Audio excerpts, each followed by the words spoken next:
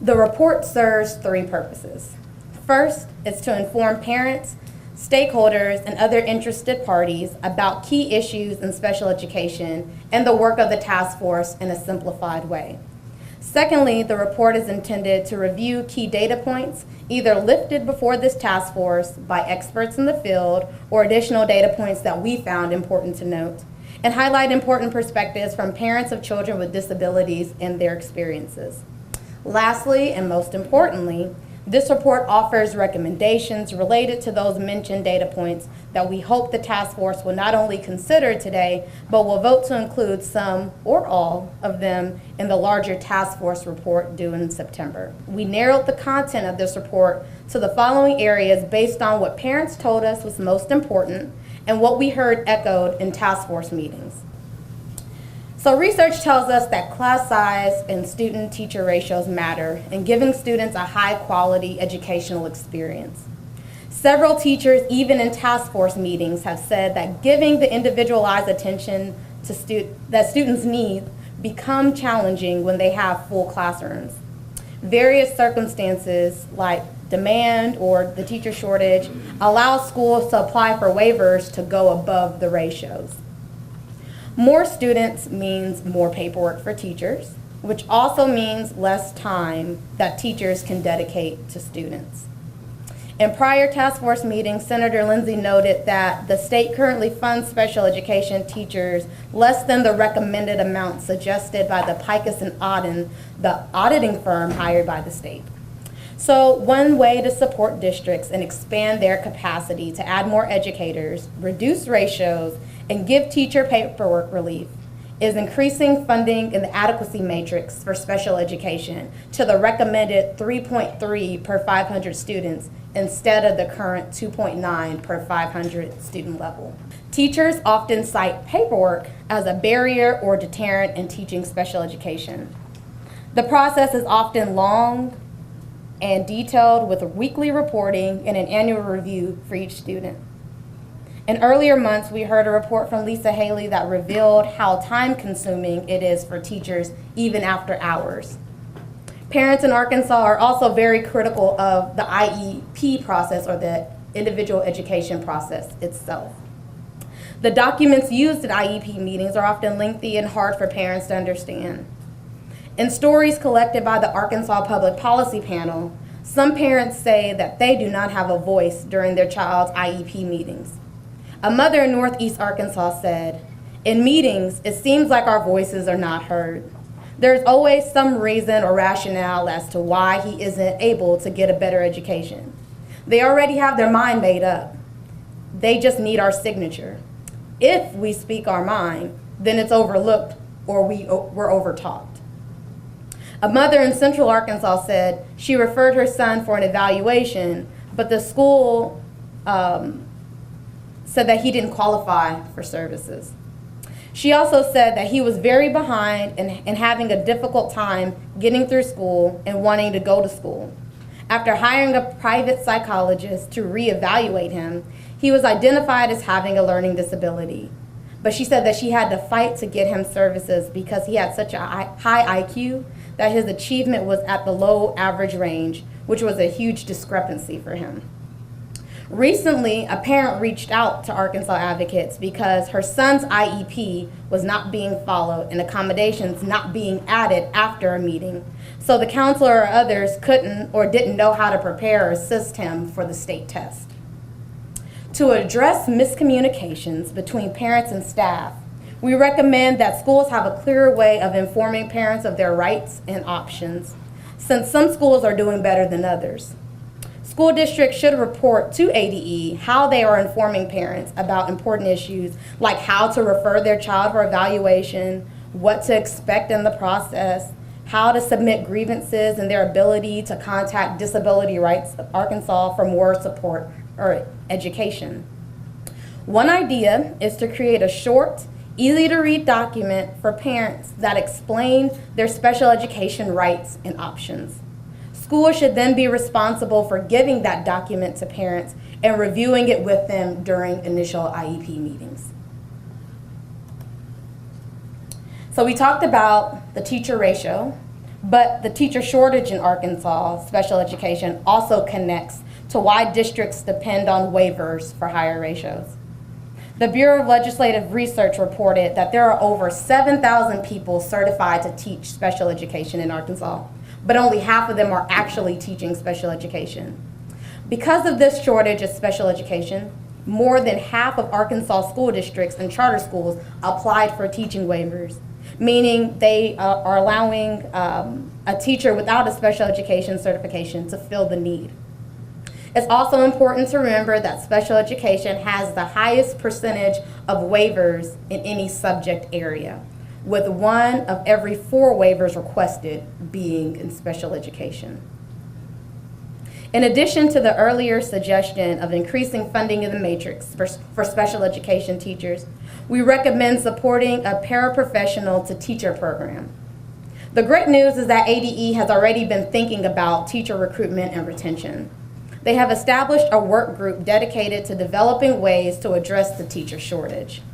They are reviewing research about the paraprofessional to teacher programs in other states as a grow your own solution to addressing the shortage. Since paraprofessionals already work closely with students and have a high turnover rate because the pay is typically so low, it would be a great fit to cultivate who we already have in our school buildings and equip them with the tools to become full teachers with adequate pay and benefits. Once ADE develops the program, it will be important for the General Assembly to support it with financial resources so that the right incentives are in place to help paraprofessionals transition into an academic program. Another critical piece to effective special education is making sure that students who need services are properly identified and given the services that they need. ADE has an outline of how child find should work in every school district, private school, and charter school. They're required to develop and maintain child find plans that outline how they will locate, identify, and evaluate students with disabilities. The state also requires schools to annually publish their child find information to notify parents of their activities and when they will conduct screenings. Although we have the right policies in place, some children, as we heard from the parent stories given today, are still falling through the cracks. In prior task force meetings, we heard from Disability Rights Arkansas, who validated that point with examples of parents who asked their children to be evaluated but are ignored until DRA steps in. In parent stories from the Arkansas Public Policy Panel again, a mother in Northwest Arkansas said that it took 4 years to get her son an IEP meeting, and by then, her son was already a high school senior. A parent in Eastern Arkansas said that regular classroom teachers refused to follow their accommodations and modifications in the IEP. Other parents reported that children aren't being given the supports they need to successfully follow the IEP. We also heard from Dr. Bruce Smith, who reported that students are being under-identified for emotional disturbance and instead being mislabeled as troublemakers and criminal. Because gaps in identification exist, the state should strengthen its accountability process to ensure that school districts are abiding by their child find plan and reviewing parent requests in a timely manner. And those are some things that we were talking about just earlier on how we can specifically address those things. When it comes to time in the classroom, research tells us that attendance makes the difference in learning, especially for children with disabilities. When students are chronically absent, which means that they are missing more than 10% of the school days in a year, they not only miss critical learning time, but they raise the likelihood of falling behind, scoring low on assessments, and dropping out. We specifically pointed out third grade because it is the critical point where students transition from learning to read to reading to learn. Our analysis shows that third graders with a disability are more likely to be chronically absent than children without disabilities. Because there's great work happening to reduce chronic absence through the Arkansas Campaign for Grade Level Reading and local school districts, we recommend that this resource be available, which is a principal's toolkit guide, to superintendents and school leaders across the state so that we can raise awareness about strategies to reduce chronic absenteeism for all students including those with disabilities. In discipline, Arkansas has a problem. In general, districts rely heavily on harsh discipline practices, and recent data shows that Black youth are disproportionately punished for certain infractions. They're suspended and expelled more disproportionately as well. Last year, ADE gave a presentation that included discipline of special education students. It showed that students with higher discipline removals, like 10 or more, were more likely to be below proficient in literacy. Whether it's a discipline removal or general absence from the classroom, we know that the amount of time students spend out of the classroom harms their learning and achievement. It is vital that schools stop relying on suspensions and expulsions with students, especially those with disabilities, and start using restorative approaches, which shifts the discipline practices of school to a people-centered conflict resolution approach. Wraparound services are critical in supporting people with disabilities and their families. Arkansas has many organizations and institutions dedicated to serving Arkansans with disabilities, but they often work in silos, as we continue to emphasize in task force meetings, rather than in a coordinated way. Another issue is that many services are concentrated in central and northwest Arkansas, making them inaccessible to Arkansans in rural areas of the state. In a previous task force presentation, Project Connect informed us of the work they are doing for Arkansans in Northwest Arkansas with disabilities. Because they are housed at the University of Arkansas, they are able to receive state funding and provide needed support for those with autism spectrum disorder and other related disabilities. They have goals to expand to other areas within the state, but with the state's resources pulled tight from tax cuts, the centers were not funded. If funding in the future, the centers would model, if funded in the future, the centers would model Project Connect with a disability expert, a program coordinator, and a parent liaison for family outreach. I was asked to find out the cost of programs in Michigan and Florida earlier this year. Unfortunately, I was unable to retrieve that information. However, I was able to find that Florida has an entire agency dedicated to residents with disabilities with over 23 field offices and 3 developmental disability centers that serve over 50,000 people. Michigan has a developmental disabilities council with a dedicated office space, council members who represent various parts of the state, and work groups and committees that help in making sure that people with developmental disabilities have a voice and receive support. Arkansas has a governor's developmental disability council, but its capacity isn't as wide as the Michigan program. So we recommend that the General Assembly fund Project Connect for statewide expansion and ensure that the staffers in those locations have the capacity to serve a variety of disabilities beyond autism spectrum disorder. We also recommend revamping the Governor's Developmental Disability Council, get all those words out, to model a structure like Michigan, or the state should create an ongoing entity that would give people with disabilities and advocates of those with disabilities the opportunity to voice their concerns and develop solutions even after this task force expires. Lastly, we suggest that a resource document listing the types of services available and contact information of those places be made available and distributed to parents. That information should also have a dedicated, regularly updated space on the Special Education Division website.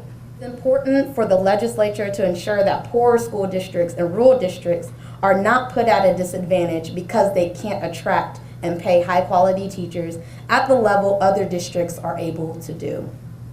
The third thing would be improving outreach to parents and guardians. The special education website and documents distributed to parents should be displayed in a user-friendly, simplified way. While the right policies may be in place, it is difficult for the everyday Arkansan to navigate and to find and digest the information that they need. The state should look into increasing investments in outreach to parents for special education. This would help the state share information and more effectively provide resources for children. Fourth and finally, expanding the pipeline and financial capacity for support professionals in special education. That's important. In addition to teacher shortages, schools also face a shortage of support staff who have heavy caseloads, like school nurses and behavioral specialists, like we talked about in previous task force meetings. Each school should have the capacity to hire at least one full-time nurse who is adequately paid, and that's not currently the case. Developing ways to recruit and maintain credentialed professionals is critical to moving Arkansas forward in special education.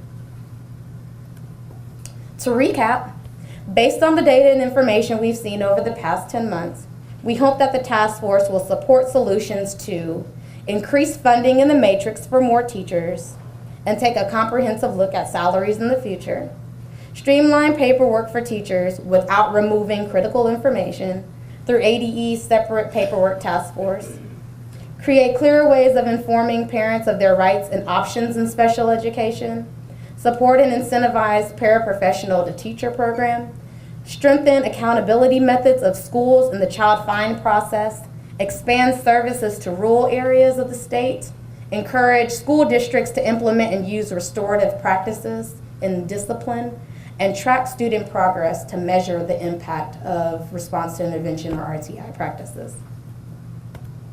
Again, the recommendations we offered certainly aren't the silver bullets to improving everything in special education.